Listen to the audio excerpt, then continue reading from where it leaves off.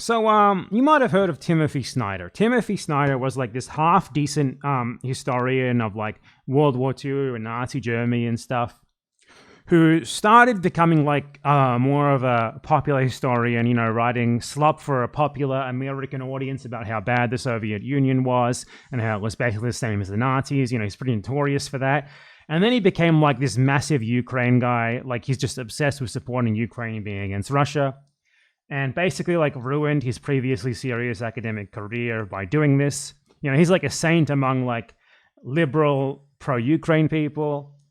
You know, I mean, I'm pro-Ukraine if anything myself, but I still find this guy to be very embarrassing and deeply unserious to the point that is that he's basically a Ukrainian nationalist now. Indeed, he's actually paid to be one.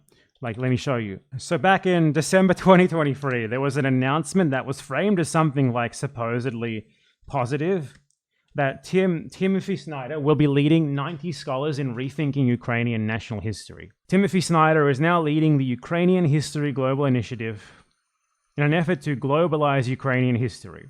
This program was founded and is funded by a Ukrainian oligarch with close ties to former President Leonid Kuchma, who was implicated in the killing of journalist Georgy Gongadze. I've never seen a more Georgian name than that. So Timothy Snyder is being paid by a Ukrainian oligarch to like spread a narrative of Ukrainian nationalism. I mean, this isn't anything new, right? Like he's like a really fanatical Western imperialist guy. I think my favorite Timothy Snyder quote, just to demonstrate to you like how weird he is from a book that Timothy Snyder wrote. Snyder said in this book, "Do you believe that Victoria Nuland, a US Assistant Secretary of State at the time, passed out cookies to protesters in Euromaidan? If so, the version of events that entered your mind has passed through Russian propaganda. She passed out sandwiches.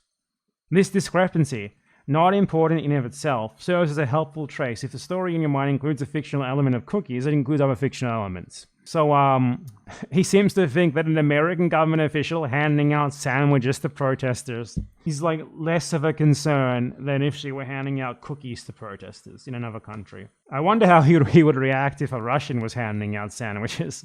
But just demonstrative of the weird, like, irrational Ukrainian nationalism that this guy has defined his identity with, all by the dollars of Ukrainian oligarchs who want him to do so for them. And the reason why I'm talking about him now is because Timothy Snyder has started doing the thing. What do I mean by the thing? Well, have you ever met a Turkish man, a lovable Turkish man, who has some things to tell you about like the Aztecs and like the Mongols and like basically anyone who he views positively in the world?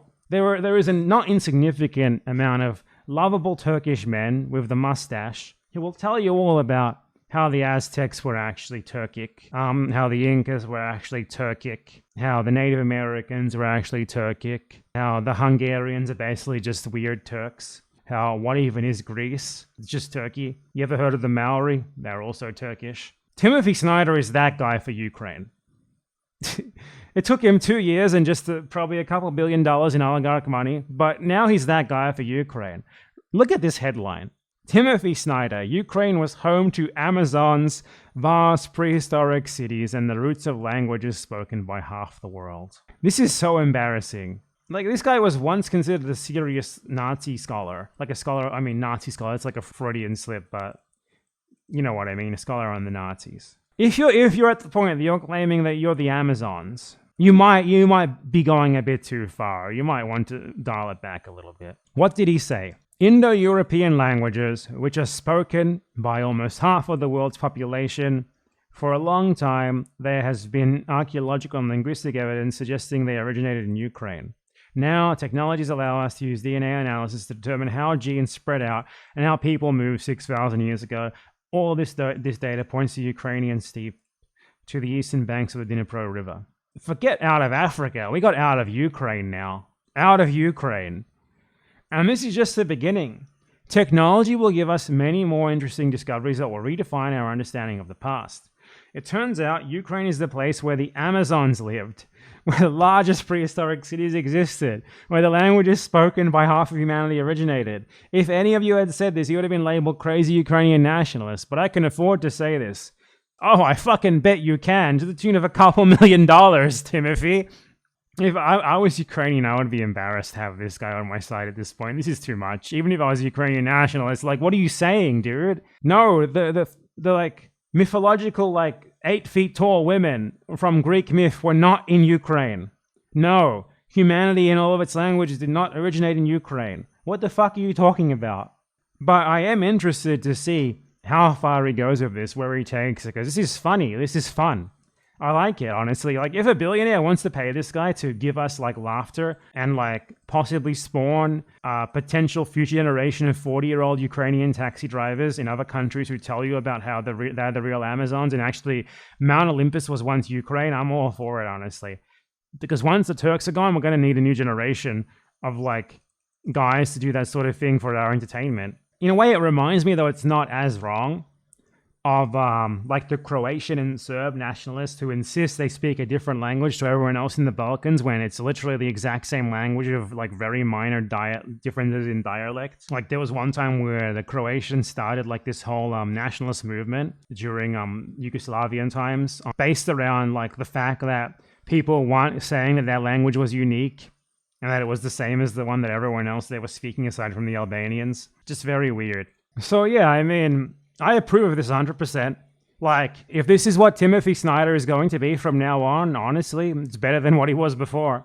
And it will just discredit the people who have, like, relied on him as, like, their main guy. Like, look at this authority who we prop up for our position. This is bad for Ukraine to have this guy as your guy now. Like, there's so many people who have, like, gonna have this sunk cost fallacy of like Timothy Snyder as this important pro-Ukraine intellectual, this important like pro-Western intellectual, this important anti-Russian intellectual, that they're still going to support him even as he goes deeper into this rabbit hole of like everything is Ukrainian, and it's gonna fuck them up a lot. Like if there's at least one good thing to come out of the Russian attack on Ukraine, the Russian illegal imperialist attack on Ukraine, I should say, it'll be that Timothy Snyder gets paid to act like a moron and we can laugh at it.